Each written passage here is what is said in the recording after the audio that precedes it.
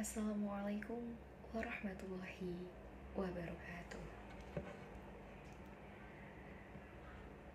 Puji dan syukur kehadirat Allah Subhanahu wa Ta'ala yang telah tercurahkan kepada kita, yang telah melimpahkan beribu-ribu nikmat, dan tidak lupa sholawat dan salam tercurahkan kepada Nabi Muhammad SAW, keluarganya beserta sahabat.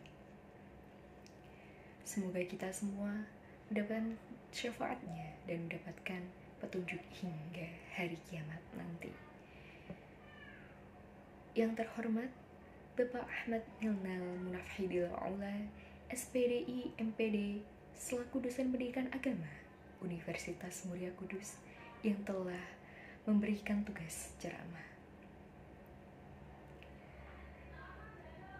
Pada kesempatan kali ini, saya, Anissa Amalia Sari, dari program studi manajemen dengan NIM 202111459 dari kelas I, Fakultas Ekonomi dan Bisnis Universitas Muria Kudus, akan berceramah mengenai tema Islam dan Iptek.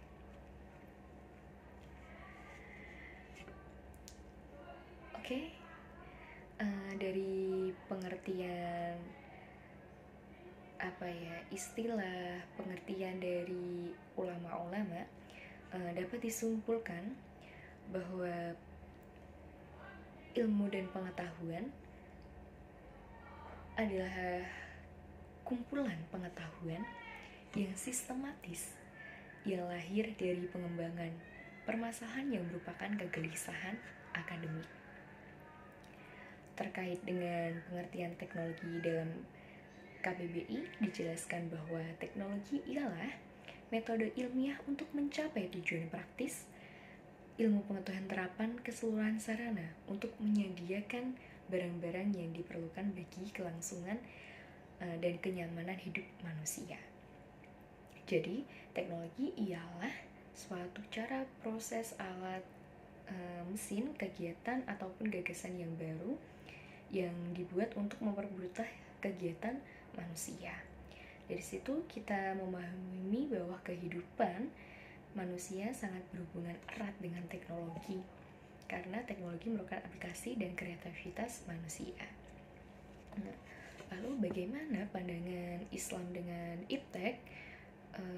Beberapa ayat Al-Quran yang diwahyukan pertama kepada Nabi Muhammad SAW menyebut pentingnya membaca bagi manusia, sebagaimana dijelaskan dalam Quran dalam surat Al-Alaq ayat 1-5. Nah, selain itu terdapat dalam surat Ar-Rahman ayat 33, di mana menurut Profesor Dr. Muhammad Quraisy Shihab, MA, ayat tersebut mensyariatkan pentingnya iptek untuk kemajuan umat manusia. Ayat tersebut juga memberikan tantangan kepada manusia untuk selalu mengembangkan ilmu pengetahuan.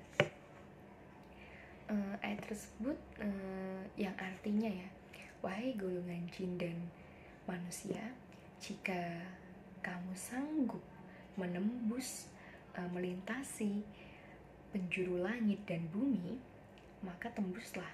Kamu tidak akan mampu menembusnya kecuali dengan kekuatan dari Allah Subhanahu wa Ta'ala. Dalam hadis-hadis Nabi juga terdapat pernyataan-pernyataan yang memuji orang yang berilmu dan mewajibkan menuntut ilmu, antara lain mencari ilmu wajib bagi setiap muslimin. Banyak sekali yang sudah mendengar pernyataan tersebut. Lalu carilah ilmu walaupun sampai ke negeri Cina. Sangat banyak biasanya dibuat caption kayak gitu ya. Lalu carilah ilmu sejak dari buayan hingga ke liang lahat. Para ulama itu adalah pewaris Nabi, orang alim, lebih utama dari orang yang ahli ibadah. Seperti halnya keutamaan rembulan dibandingkan dengan bintang yang lain. Dan masih banyak lagi hadis yang terkait dengan pandangan Islam terhadap ilmu pengetahuan. Lalu meskipun ya Islam sangat menghargai ilmu pengetahuan, namun perlu bahwa ada kriteria pengembangan iptek yang menjadi rambu-rambu Islam ya dalam pengembangan ilmu pengetahuan. Yakni pertama, ilmu harus dikembangkan untuk mengambil manfaat dalam rangka mengabdi kepada Allah, sebab Allah Subhanahu wa taala telah menundukkan segala apa yang ada di langit maupun di bumi untuk kepentingan manusia. Lalu yang kedua, ilmu harus dikembangkan dengan tidak menimbulkan kerusakan. Nah, dari uraian serta dalil Al-Quran di atas dijelaskan bahwa ilmu pengetahuan dan teknologi itu berasal dari Allah Subhanahu wa taala, sehingga penggunaannya pun harus dalam bingkai ibadah. Jadi tidak menyalahgunakan teknologi. Dan pastinya juga Allah kan Maha mengetahui ya apa yang dilakukan manusia tiap detiknya pun. Jadi jangan sampailah kita menyalahgunakan teknologi dengan hal-hal lain. Karena apa ya, dengan teknologi itu ya itu harusnya tuh bisa lah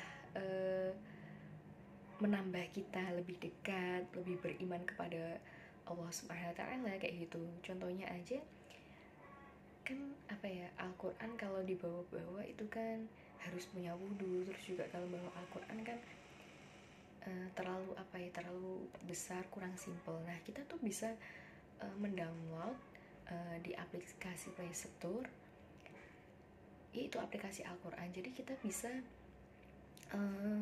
membacanya kapanpun dan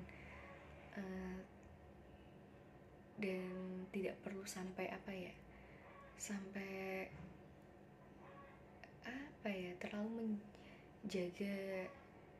Kayak sepertinya Al-Quran kan sangat-sangat barang suci, jadi dirinya tuh benar-benar harus gak boleh kena ini gitu, gak boleh. Nah dengan aplikasi di Play Store kita dapat mempermudah untuk membaca Al-Quran, untuk apa ya, menelaah artinya. Kita juga dapat apa ya, di sekarang tuh banyak aplikasi-aplikasi yang sangat memudahkan untuk belajar Islam juga gitu. Kita juga dapat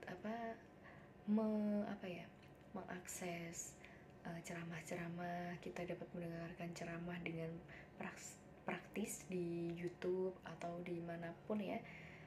Di TikTok sekarang banyak banget juga ya, kalau emang digunakan dengan sebaik-baik mungkin ya itu insya Allah juga berkah, dan insya Allah juga termasuk amal jariyah. Karena amal jariyah itu amal apa ya, ilmu, termasuk juga ilmu yang mengalir gitu. Nah terus juga ya teknologi yang sangat-sangat apa ya, sangat penting banget untuk umat Islam itu. Contohnya kita mau pergi haji nih, mau pergi umroh. Dulu kan jalan kaki ya, kayak gitu. Dan alhamdulillah dengan teknologi ada pesawat, ada bus, ada mobil, ada kereta, ada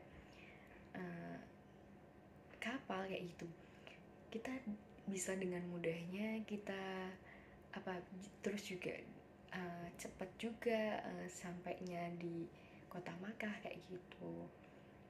Kita juga bisa komunikasi juga sama kerabat dekat, keluarga kayak gitu dengan teknologi kayak gitu. Dan kalau semoga sih kita sebagai umat muslim ya, kita bisa memanfaatkan teknologi dengan sebaik-baik mungkin, dan juga bisa mengembangkan lebih lagi ya, agar dapat mempermudah